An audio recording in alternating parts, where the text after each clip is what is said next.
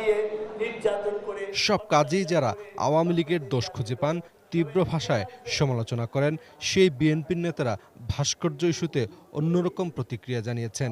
স্বভাবসুলভ প্রতিক্রিয়ার বাইরে গিয়ে তারা এমনভাবে কথা বলেছেন যাতে বিস্মিত হয়েছেন অনেকেই। উদ্দেশ্য ভাস্কর্য সরানোর কৃতিত্ব যাতে সরকার না পায়। প্রধান বিচারপতিকে বিতর্কিত করা হোক, এটা আমরা কেউ চাই না। সেই জন্যই এই ভাস্কর্যটি অপসারণ করার ব্যবস্থা প্রধান বিচারপতি নিজে নিয়েছেন, সরকারের কোনো নির্দেশ নয়। তিনি বলছেন যে এর কৃতিত্ব বা এর যদি দায়, যে শব্দ ব্যবহার করেন না কেন, এটা বিচারপতির হাতে টেনে দিতে চান। তাতে বোঝা যাচ্ছে এই কাজটাকে তারা কৃতিত্ব হিসেবেই দেখছেন। সেই জন্য এই কৃতিত্বের ভাগিদার একলা যেন সরকার না হয়। আওয়ামী লীগের সাধারণ সম্পাদক ওবায়দুল কাদের বলেন, গ্রিক ভাস্কর্য অপসারণের বিষয়টি সরকারের কোনো এখতিয়ারে নেই। এটি সম্পূর্ণ সুপ্রিম কোর্টের সিদ্ধান্ত। আক্ষরিক দিক দিয়ে কাদের ঠিক বললেও অনেকের মত এর দায় সরকার নিতে চাইছে না। সরকারের কোনো এখতিয়ারে নেই, এটা সুপ্রিম কোর্টের বিষয়, সুপ্রিম কোর্টের সিদ্ধান্ত।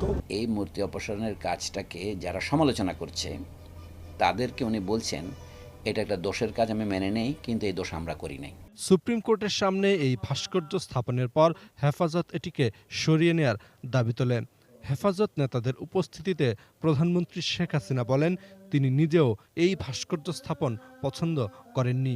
গ্রিক থেমেসিসের মূর্তি আমাদের এখানে কেন আসবে? আলহামদুলিল্লাহ, এটা তো আমাদের দেশে আসার কথা না। বিএনপি চেয়ারপারসন বেগম খালেদা জিয়া পরদিন বলেন, দেশের সংখ্যাগরিষ্ঠ জনগণের অনুভূতিকে প্রভাবিত করতে প্রধানমন্ত্রী শেখ হাসিনা ধর্ম নিয়ে রাজনীতি শুরু করেছেন। এখন তিনি নিজেই ধর্ম নিয়ে রাজনীতি শুরু করেছেন। বিএনপি এতদিন যাবৎ খানিকটা রাজনীতিতে ইসলামিক কার্ড ব্যবহার করছিল।